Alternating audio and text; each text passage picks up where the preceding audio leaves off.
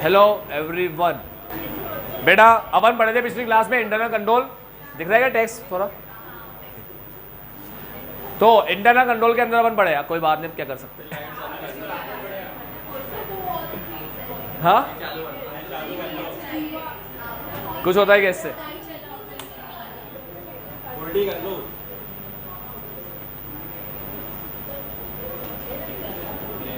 कुछ होता है इससे?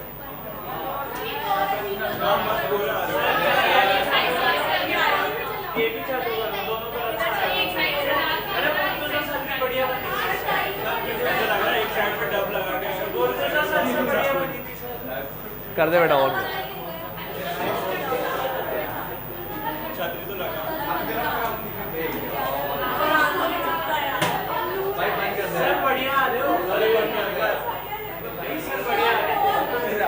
हाँ बेटा मेरी बात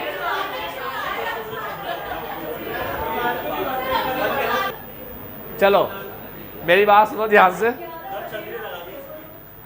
अरे पढ़ लेना, बाद में करेंगे टाइम पास। दिख रहा है ना सब बोर्ड वगैरह? इंटरनल कंट्रोल के अंदर अपन ने पढ़ा कि इंटरनल कंट्रोल एक प्रोसेस होता है जिसे डिम करता है, डिम by TCWG management and other personnel to provide डिम by TCWG to provide reasonable assurance about achievement of objective related to 4 things. पहला अपना P&L यानी operation, effectiveness and efficiency of operation.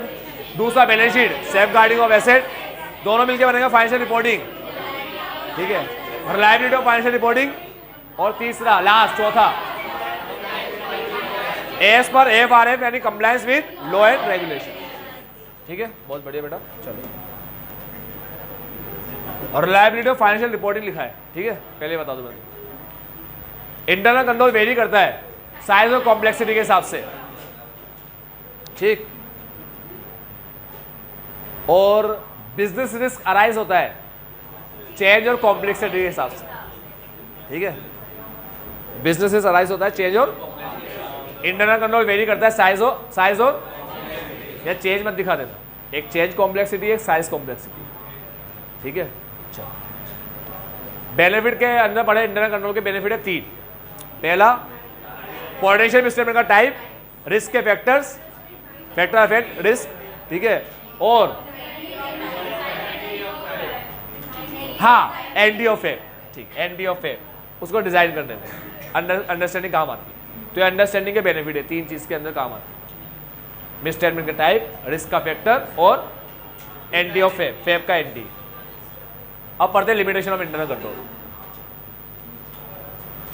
आओ कार्यक्रम शुरू करें। सबसे पहला, internal control can provide only, मतलब इंटरनल कंट्रोल लगा दिया इसका मतलब ये नहीं है कि इंटरनल कंट्रोल लगाने से सारे काम सही होंगे, नो फ्रॉड नो एरर, ऐसा नहीं होता। अगर मान लो कल्यूशन हो जाए तो कंट्रोल को ओवरराइड भी कर देता है। तो इंटरनल कंट्रोल तुम्हें सिर्फ क्या प्रोवाइड करता है, बस कितना भी इफेक्टिव हो, नो मैटर हाउ इफेक्टिव, कितना भी इफेक्टिव हो, वही लाइन छाप देंगे, can provide an entity with only reasonable, लिख दोगे ना लाइन, सिंपल लाइन है, इससे से इस पे टिक लगाया, नो मैटर हाउ इफेक्टिव। वो कितना इफेक्टिव है इससे मतलब नहीं है, वो एंटिटी को हमेशा रीजनेबल, तुम ऑडिट कितने भी इफेक्टिवली तरीके से कर लो, एफिशिएंट इफेक्टिव तरीके से कर लो, ठीक है। नो मैटर तुम्हारी ऑडिट कितनी इफेक्टिव है, कितने एफिशिएंट तरीके से तुमने उसको किया है, ऑडिट हमेशा क्या प्रोवाइड करेगी, यूजर को रीजनेबल एश्योरेंस ही देगी, ठीक है। कभी एब्सोल्यूट एश्योरेंस ऑडिट नहीं दे सकती, ठीक, ऐसे ही है। The livelihood of their achievement is affected, हाँ लाइवलीहुड उसके अचीवमेंट का, अचीवमेंट के जो चांसेस होते हैं वो इफेक्ट होते हैं, बस कहीं पे अचीवमेंट के चांसेस बढ़ जाते हैं। अचीवमेंट पता है ना 4 चीज़ का अचीव करना है आपको, 4 चीज़। अरे भाई अचीवमेंट ऑफ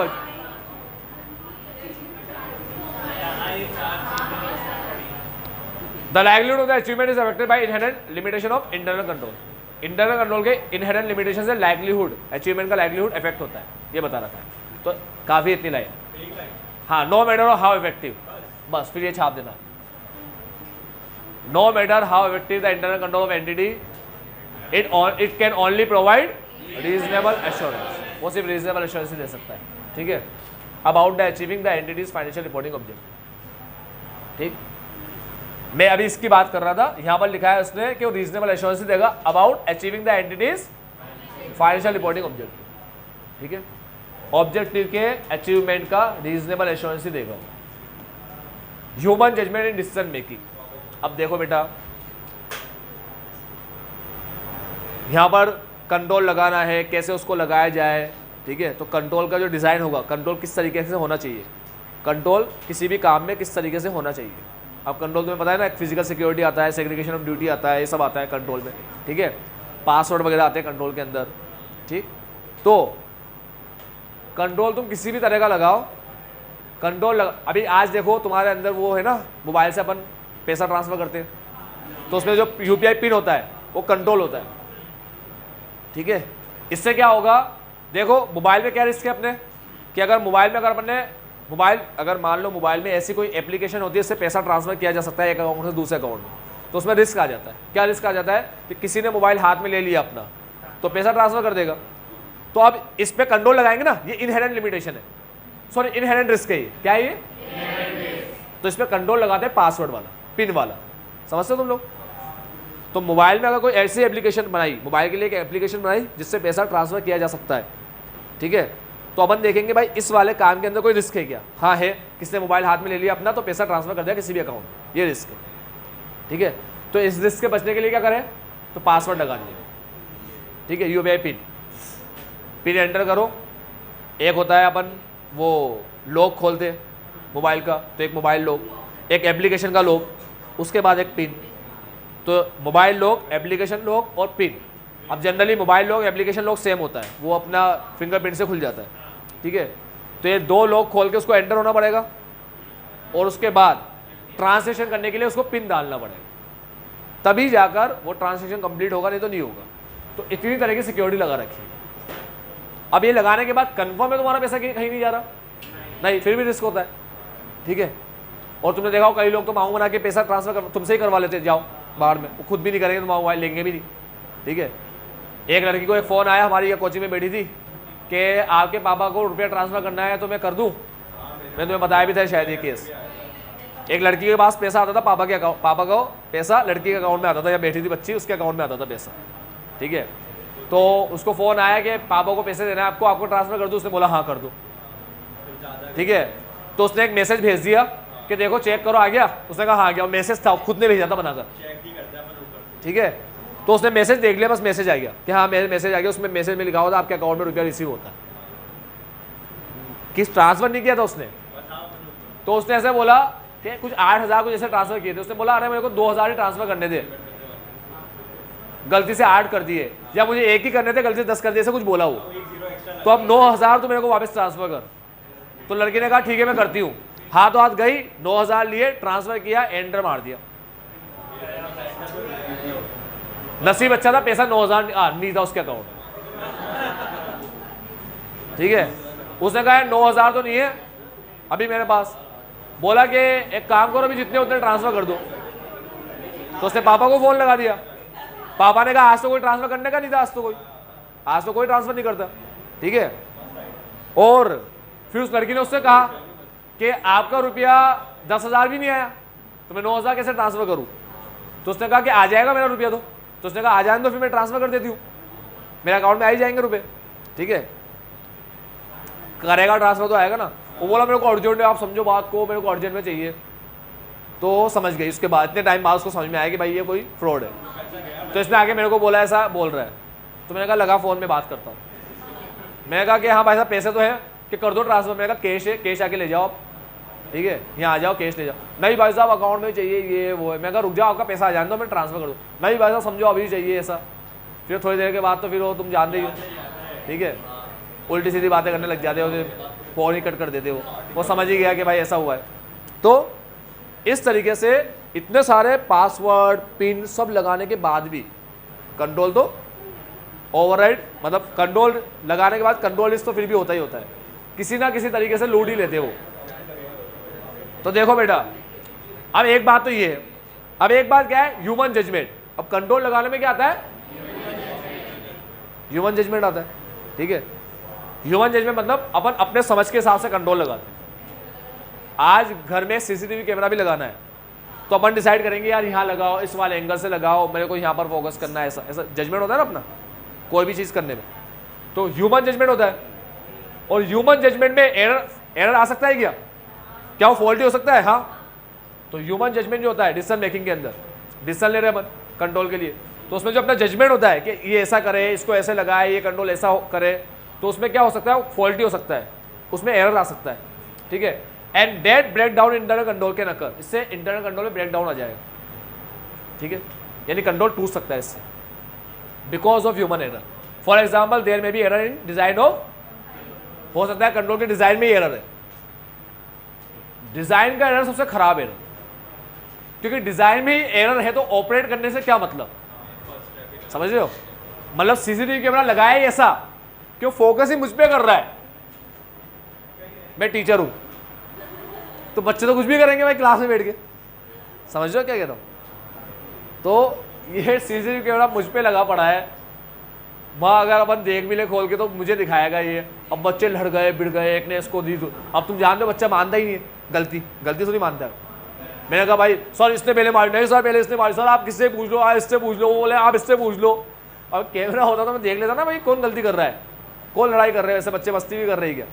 तो अब जब कंट्रोल का डिज़ाइन ही गलत है तो ऑपरेशन में तो मतलब ही नहीं है। अरे सर ऑपरेट तो बहुत शानदार हो रहा है, मस्त, वहाँ पर बंदे बिठा रखे आपने और सीसीटीवी कैमरा देख ही रहे, उसमें मैं दिख रहा हूँ यार, ठीक है।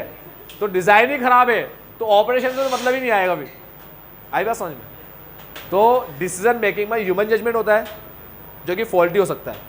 Human judgement in decision making क्या हो सकता है?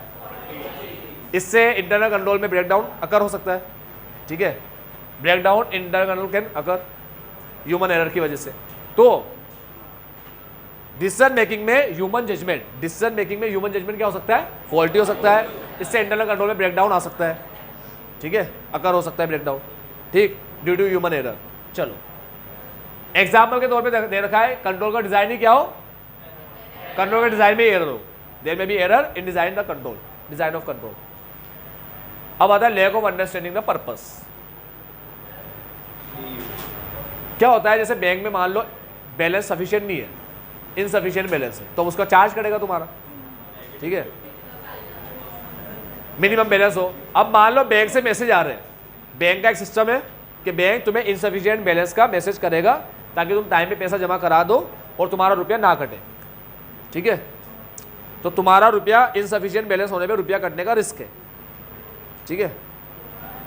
तो तुम्हें उस रिस्क से बचाने के लिए बैंक ने एक कंट्रोल लगा रखा है कि वो तुम्हें मैसेज करेगा, ये बैंक ने लगा रखा है, ठीक है। नहीं तो फिर तुम्हें बार बार चेक करना पड़े, तुम्हें खुद को लगाना हो कंट्रोल तो क्या करना पड़े, तुम्हें बार बार पर्टिकुलर टाइम पे उसको चेक करना पड़े, ठीक है।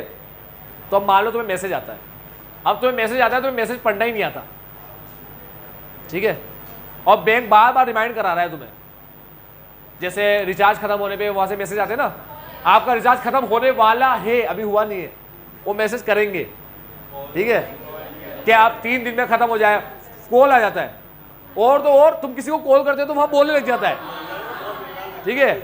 इतना मतलब इतना कंट्रोल लगा रखा है उन लोगों ने तुम टाइम पे रिचार्ज करा लो और तुम्हारा खत्म ना हो, है ना। मतलब इंसान मरता हो तो पहले ये सुने क्या आपका बैलेंस खत्म होने वाला हो, क्या मैं खत्म हो रहा हूँ भाई, मेरे को कौन बचाते ना ऐसा ना हो मैं खत्म हो जाऊँ, बैलेंस तो बाद में खत्म हो। तो वो बार बार अपन को रिमाइंड कराते हैं, क्योंकि क्या होता है बहुत सी बार डेटा जो बच जाता है ना, वो डेटा एक्यूमुलेट हो जाता है किसी का, तो इस वजह से वो बार बार बोलते हैं। और कभी कभी क्या हो अपना रिचार्ज खत्म हो जाए, अपन को पता ही नहीं है, अपन पागल की तरह फोन लगा रहे, परेशान हो रहे, तो बेचारे बार बार उनको पहले रिमाइंड कराना शुरू करते 3-4 दिन पहले से ही, ठीक। अब मान लो अपने लिए कंट्रोल की तरह हो गया ये, जो अपन ने नहीं लगाया, लगाना तो अपन को चाहिए था कोई कंट्रोल, मगर वो इन लोगों ने लगा रखा है, ठीक है। अब अपन को समझ में ही नहीं आती ये बातें, वो मैसेज आते ना अपन को पढ़ना ही नहीं आता, और अपन पढ़ रहे हैं मगर इग्नोर कर रहे हैं, मतलब ऐसा ध्यान नहीं दे रहे उस पर। तो ऐसे केस में ये कंट्रोल काम आएगा क्या? नहीं। अब यहाँ पर अपन ने जैसे कंट्रोल लगा रखा है एक्सेप्शन रिपोर्ट वाला, हमने कहा है कि 10 दिन के अंदर हमें डेटर पैसा ना दे तो हमें एक रिपोर्ट जनरेट करके देना, 10 दिन के अंदर ना देना, तो 10 दिन पे ना देने पर हमें एक रिपोर्ट जनरेट होती है कि इन लोगों से रुपया लेना है, तो उसके नाम लिखे हुए आ जाते। अब वो रिपोर्ट जनरेट हो रही है, अब हम उसको देख भी नहीं रहे, या हमको समझ में नहीं आ रही रिपोर्ट क्या है, पहली बात तो हमको समझ में नहीं आ रही, ठीक है, और समझ में आ रही है, पहली बात तो हमको समझ में नहीं आ रही रिपोर्ट, समझ गए ना एक्सेप्शन रिपोर्ट क्या बोला मैं, 10 दिन के अंदर पैसा आएगा डेटर से, ये अपन ने अपने फीड कर दिया सिस्टम के अंदर, नहीं आया वो एक्सेप्शन हो गया। उनके सारे नाम जनरेट करके ओवन को दे देगा कि भाई इनका रुपया नहीं आया। या तो अपन को रिपोर्ट समझ में आ नहीं रही कि उसका करना क्या है, रिपोर्ट क्यों आ रही है वो, ठीक है, या अपन उसको भाव नहीं दे रहे, ठीक है। इसलिए क्या होता है, कई बार अपन को एप्लीकेशन का यूज़ करते हैं ना, तो उस एप्लीकेशन के बहुत सारे फीचर्स होते हैं, तो अपन को उसके सारे फीचर्स पता नहीं होते ना, पता नहीं होते, तो कुछ फीचर्स कंट्रोल वाले फीचर्स, कंट्रोल टाइप फीचर्स होते हैं उसके, समझ में आ रहा है, कंट्रोल लगे हुए होते हैं जो हमें रिस्क से बचा दे। तो अपन कहते हैं अरे यार इसमें तो ये प्रॉब्लम आ गई यार, तो भी कोई बताता है अबे इसमें ये फीचर था तो सही, अबे यार पेट्रोल खत्म हो गया, अबे फीचर था तो सही, बिलिंग कर रहा था ना बार बार कि पेट्रोल डला, बिलिंग आता तो लाइट जलती तो ये वाली लाइट ब्लू, ये वाली लाइट, येलो लाइट पेट्रोल की है खत्म होने की, तो तेरे को इंडिकेट कर रहा है कब से तू चलाया जा रहा है, अब पूरा ही पेट्रोल खत्म हो गया, ठीक है। तो कई सारे एप्लीकेशन के अंदर क्या इनबिल्ट फीचर आते हो, अपने आप में कंट्रोल की तरह काम करते हो, कंट्रोल होते हो रिस्क से बचाने के लिए, लेकिन तुम्हें समझ में ही नहीं आ रहा, तुम्हें फीचर के बारे में पता ही नहीं है। आई बात समझ में क्या बोला? तो ये बोलता है कि the operation of a control में नॉट बी इफेक्टिव, कंट्रोल का ऑपरेशन इफेक्टिव नहीं होगा, कंट्रोल सही से काम नहीं कर पाया। कब? Where information produce for the purpose of internal control, जो इंटरनल कंट्रोल के लिए वो इन्फॉर्मेशन प्रोड्यूस कर रहा है system, is not effectively use. तो कंट्रोल अच्छे से ऑपरेट नहीं होगा, इफेक्टिवली ऑपरेट नहीं होगा अगर तुमने उसकी इंफॉर्मेशन जो उसने प्रोड्यूस करी है इंटरनल कंट्रोल के लिए, वो तुमने इफेक्टिवली यूज नहीं की, तो कंट्रोल इफेक्टिवली ऑपरेट नहीं करेगा। कंट्रोल इफेक्टिवली ऑपरेट कब नहीं करेगा? जब उससे प्रोड्यूस की हुई इंफॉर्मेशन को तुमने इफेक्टिवली यूज नहीं की, इफेक्टिवली यूज नहीं की। यानी इफेक्टिवली यूज ना करने का मतलब क्या होता है? इफेक्टिवली यूज ना करने का मतलब होता है कि इंफॉर्मेशन को या तो तुम समझे नहीं उसके पर्पस को, for reviewing the because the individual responsible for reviewing the information does not understand purpose, वो उसके पर्पस को नहीं समझा, और फेल टू टेक एप्रोप्रिएट, समझ तो गया मगर टाइम भी एक्शन नहीं लिया। एक्शन ये लेना था कि जिससे नाम अपने पास आए उसको रिमाइंड कराना था, कराया नहीं रिमाइंड, ठीक है। तो क्या मतलब है कंट्रोल लगाने का? 10 दिन के बाद तो तुम्हें वो जनरेट कर रहा है रिपोर्ट कि भाई इनके नाम, इनकी जो नाम लिखे हुए ये ऐसे लोग हैं जिसके 10 दिन से ऊपर हो चुके हैं, किसी के 12 दिन हो गए, किसी के 15 हो गए, किसी के 18 हो गए, किसी के 20 हो गए, किसी का 1 महीना हो गया, किसी के 2 महीने हो गए, ऐसे लोग हैं, उनको रिमाइंडर भेजो, तुमने भेजा ही नहीं। आएगा समझ में? तो कंट्रोल इफेक्टिवली ऑपरेट नहीं होगा, ऑपरेशन सॉरी हाँ इफेक्टिवली ऑपरेट नहीं करेगा, तो कंट्रोल का ऑपरेशन इफेक्टिव नहीं कहलाएगा, मे नॉट बी इफेक्टिव। कब नहीं कहलाएगा? जब उससे प्रोड्यूस होने वाली इंफॉर्मेशन को हम इफेक्टिवली यूज ना करें, ठीक है। Where information produce for the purpose of internal control is not effectively use. Information produce for example exception report, ये लिख देंगे, ठीक है, एग्जाम्पल में, is not effectively use because जो इंडिविजुअल रेस्पॉन्सिबल है इंफॉर्मेशन रिव्यू करने का वो या तो समझा ही नहीं, डज नॉट अंडरस्टैंड इस पर्पस, उसका पर्पस नहीं समझा, या फेल टू टेक एक्शन नहीं लिया, ठीक है। मान लो अपन ने एक कंट्रोल लगाया है, वो कंट्रोल क्या है कि एक फैक्ट्री के अंदर और एक वेयर हाउस के अंदर माल पड़ा है, ठीक है, माल स्टोर करके रखा है एक वेयर हाउस के अंदर, और वहाँ बाहर अपन ने 2 लोगों को बिठा रखा है। वो पर्सन क्या करेंगे? टेम्परेचर चेक करते रहेंगे कि मेंटेन है या नहीं है। अगर टेम्परेचर में फ्लक्चुएशन होंगे तो नोटिफाई कराएगा कि भाई फ्लक्चुएशन है और टेम्परेचर को वापस मेंटेन करें, ठीक है। और क्या कर रहा है? डिवाइस है उसके पास टेम्परेचर चेक करने का, वो कर ही नहीं रहा टाइम पे चेक, ठीक है, या कर तो रहा है मगर थोड़ा सा फ्लक्चुएशन होता है, बैठ जाता है, बोलेगा हाँ अपने आप हो जाएगा, थोड़ा सा चलता है, वो एक्शन नहीं ले रहा, तो चेक नहीं कर रहा या वो एक्शन नहीं ले रहा, तो कंट्रोल इफेक्टिवली ऑपरेट नहीं होगा। वो बार बार चेक भी कर रहा है, उससे मतलब नहीं है, चेक करने से क्या होगा? एक्शन तो नहीं ले रहा ना अपन, ठीक है। तुम्हारी प्लानिंग तब जाके ऑपरेट होगी इफेक्टिवली जब तुम उस पर वर्क करो। अब तुमने प्लानिंग कर ली कि तुम सुबह 6 बजे उठोगे, ऐसे करोगे, ऐसा करोगे, अब बंदा उठिए 8-9 बजे रहा है, ठीक है, उठ ही नहीं रहा 6 बजे, तो उस केस में उसकी प्लानिंग काम नहीं करेगी, इफेक्टिवली ऑपरेट नहीं होगी, ठीक है, क्योंकि उसके हिसाब से वर्क ही नहीं कर रहा। और उठ जाता है 6 बजे, मैं पढ़ नहीं रहा, पढ़ने के लिए उठाए तो मोबाइल लेके बैठा है, 1-2 घंटे मोबाइल चला लेता है मस्त आराम से, पता ही नहीं पड़ता उसको, ठीक है। तो या तो उठ नहीं रहा या उठ रहा है तो वो जो उसके पर्पस के लिए उठा था वो काम कर नहीं रहा। आओ बेटा, कल्यूशन अमंग पीपल, ये 500, 700, 1000 बार पढ़ चुके हैं, इसके लाइन रीड कर लेता हूँ।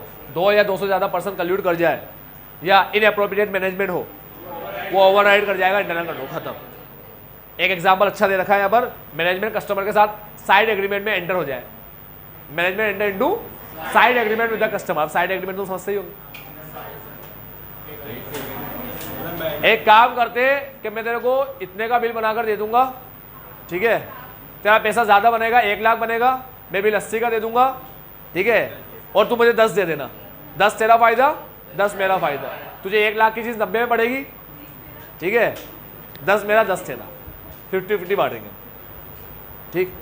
तो ऐसा कोई साइड एग्रीमेंट में तुम एंटर हो गए और तुमने पूरा स्टैंडर्ड सेल कॉन्ट्रैक्ट की वार्ड लगा के रख दी, date alter terms and condition of the entities वार्ड लगा के रख दी, तो मेन चीज इतना है साइड एग्रीमेंट में एंटर होना, ठीक है, एग्जाम्पल। फिर आता है जजमेंट बाय मैनेजमेंट। अब क्या है बेटा, वैसे जजमेंट तो ऊपर पढ़ लिया, लेकिन ऊपर पढ़ा था जजमेंट इन डिसीजन मेकिंग पढ़ा।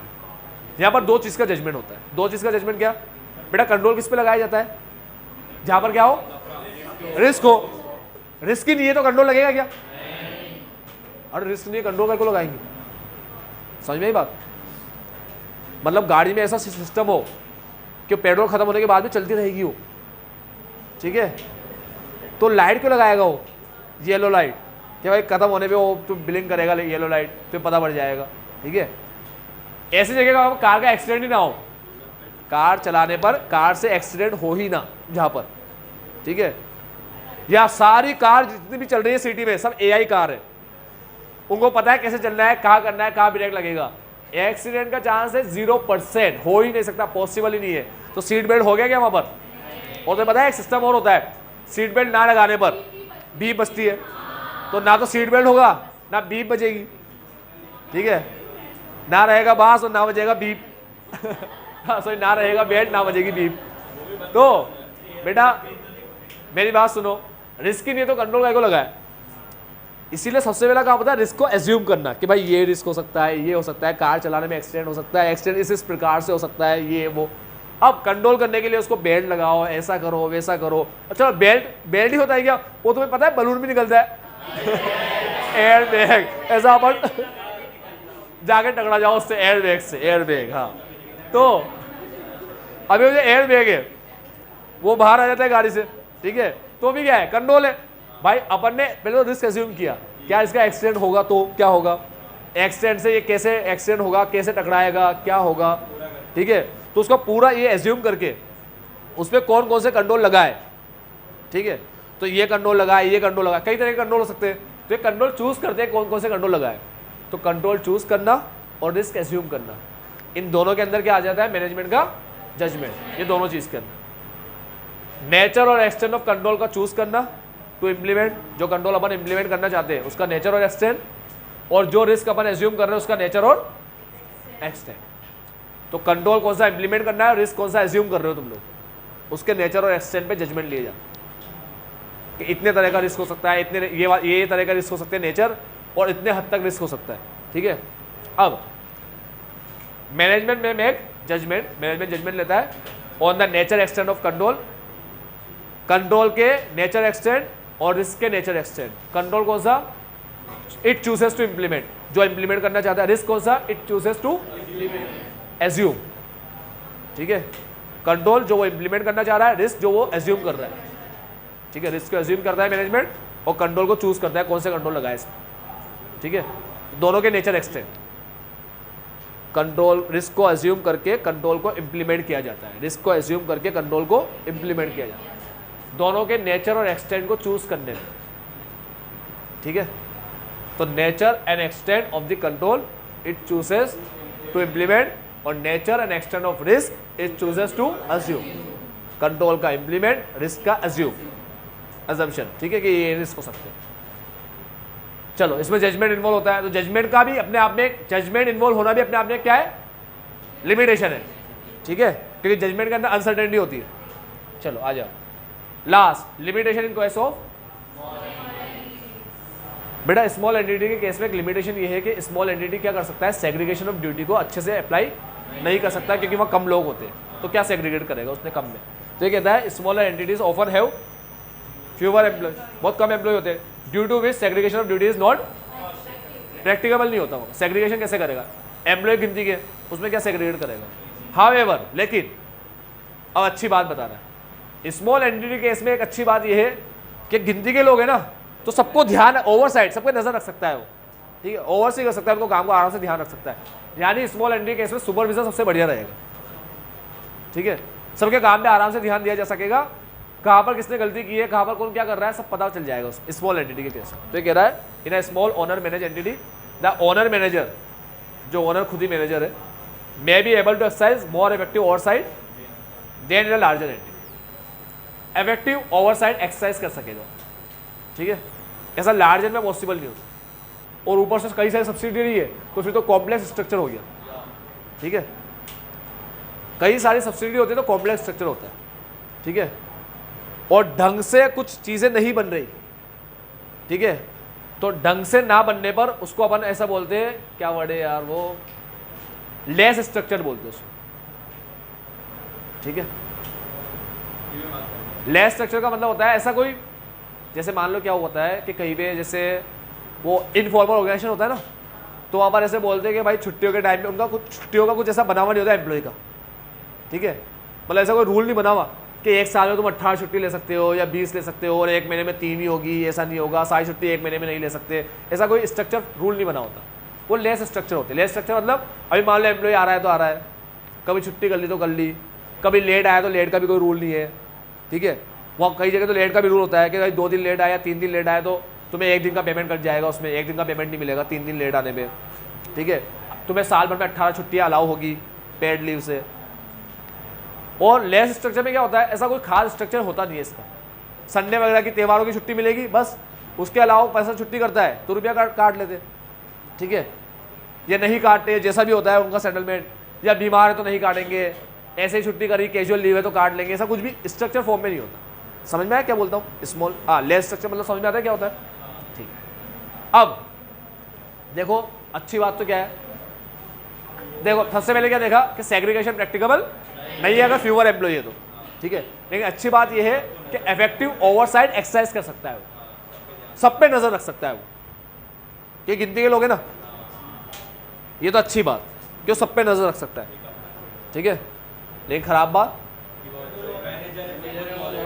बात यह है कि वो अकेला है तो उसको कंट्रोल को ओवरराइड करने के लिए कल्यूजन की जरूरत ही नहीं है।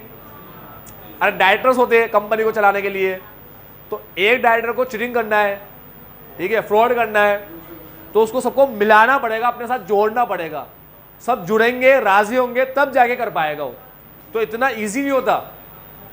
बड़ी कंपनी में फ्रॉड वगैरह करना इतना इजी नहीं होता। अब मैं अकेला हूं यहां पर मैं ही मालिक हूं तो मैं क्या करूंगा, 2 बुक बना दूंगा सेल की, एक मेन बुक जिसमें सारा रिकॉर्ड रहेगा, एक फर्जी बुक जो ऑर्डर के सामने रख दूंगा मैं कि भाई ये सेल की बुक है, इतनी सेल मैंने करी है, ठीक है। ओपीसी का केस लो, 1% कंपनी, अकेला ही मालिक है, अकेला ही सब कुछ कर रहा है, तो जो मन में आया कर सकता है, उसको कल्यूट करने की ज़रूरत नहीं पड़ेगी। समझ में आया? तो अच्छी बात ये है कि इफेक्टिव ओवरसाइट सब पे ध्यान रख सकता है, ठीक है, और ख़राब बात ये है कि इजीली कंट्रोल को कल्यूजन की ज़रूरत नहीं पड़ेगी उसको, ठीक। तो बोलता है owner manager may be more able to override control को ओवरराइड करने में ज़्यादा एबल होता है। स्मॉल एंटिटी ऑफन है फ्यूअर एम्प्लॉइज, इसलिए सेग्रीगेशन ऑफन है फ्यूअर एम्प्लॉइज, इसलिए सेग्रीगेशन प्रैक्टिकल नहीं होता। लेकिन स्मॉल मैनेजर क्या कर सकता है, एक्सरसाइज कर सकता है मोर इफेक्टिव ओवरसाइट।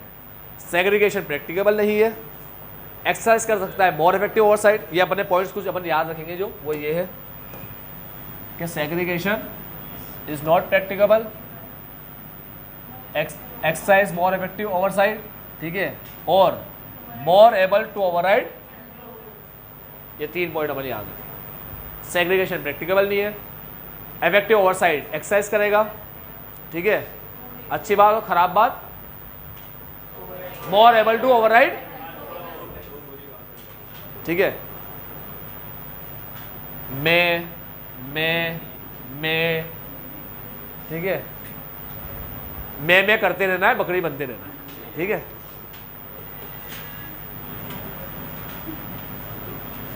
हटा दो इसको।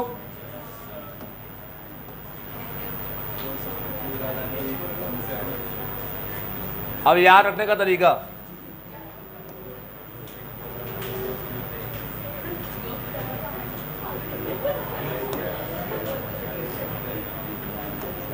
लिमिटेशन से बचने का तरीका,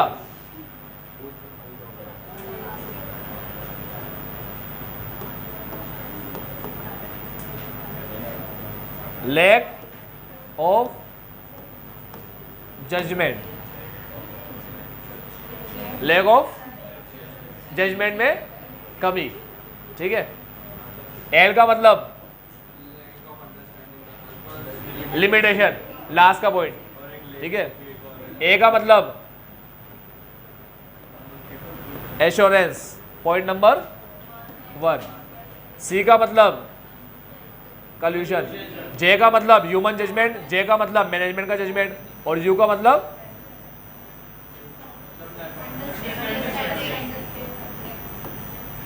अंडरस्टैंडिंग, ठीक है। ये हो गया लैक ऑफ जजमेंट। एल का मतलब लिमिटेशन, लास्ट वाला point, limitation, judgement, judgement, understanding, ठीक है। Human judgement, human judgement decision making, judgement of management, understanding, lack of judgement. के है, के छोटू सा के, इसका कोई इंपॉर्टेंस नहीं है।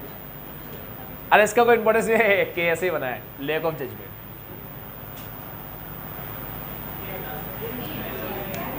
ऐसे रख लो, के हटा लो, ये लो, LAC of judgement, JUJ।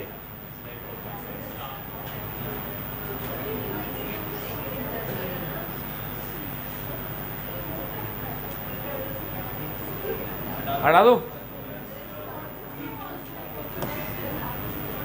Lack के अंदर ए, जे अंडरस्टैंडिंग का यू, लैक ऑफ अंडरस्टैंडिंग, ठीक है।